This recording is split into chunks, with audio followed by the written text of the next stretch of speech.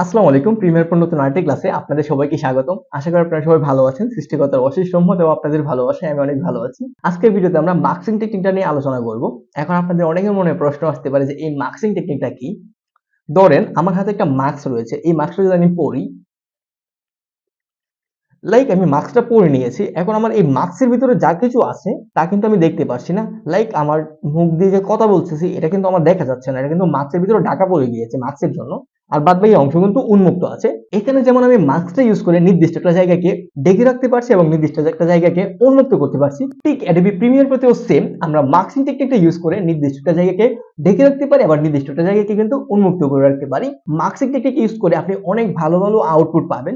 যেমন মার্বেল সিরিজে যেমন থরের যে চোখের একটা আই ইফেক্ট রয়েছে সেটা কিন্তু মার্কসিং টেকনিক ইউজ করেই। সো আজকে ভিডিওতে আমরা মার্কসিং টেকনিক ইউজ করে কিভাবে সুন্দর একটা আউটপুট নিয়ে আসতে পারি সেটাই আমরা জানবো।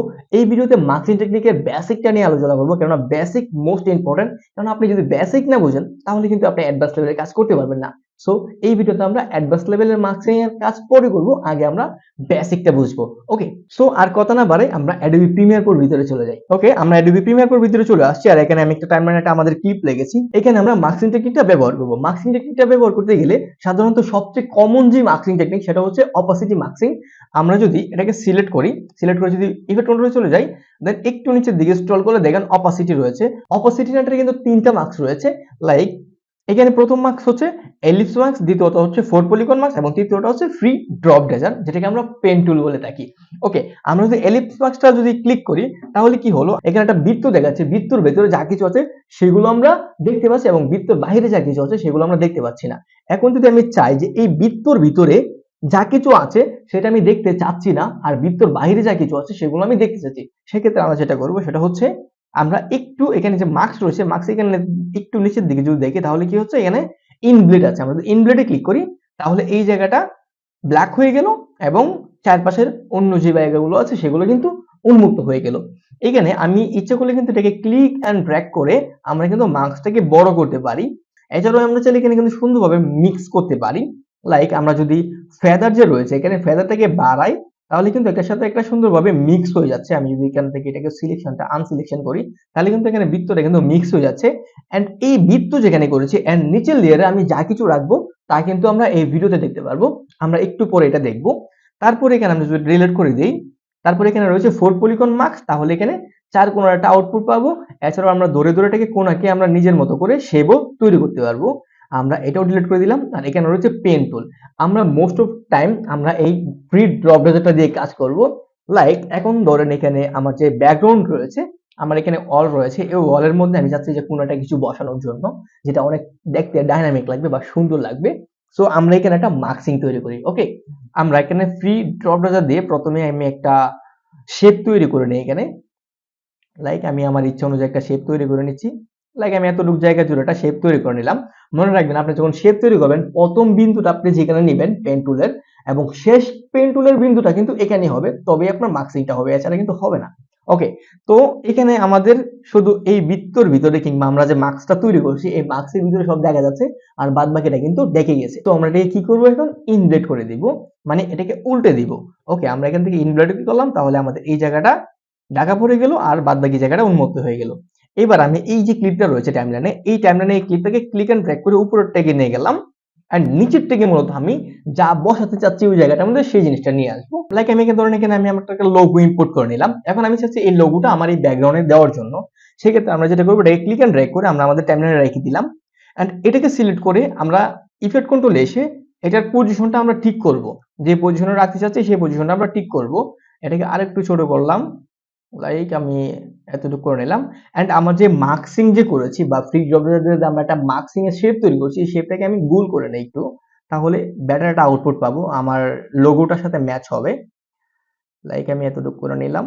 এখান থেকে ক্লিক এন্ড ড্র্যাগ করে এতটুকু করে নিলাম। ওকে, এখানে মূলত কিন্তু আমার এখানে মার্কসিংটা হয়ে গিয়েছে। সো আমরা এখানে দেখতেছি মোটামুটি আমাদের একটা ব্যাকগ্রাউন্ডে কিন্তু একটা ইমেজ বসে গেছে, বাট এটা এখানে একটু তেমন ভাবে ফুটে উঠছে না বা এতটা ভালো লাগছে না।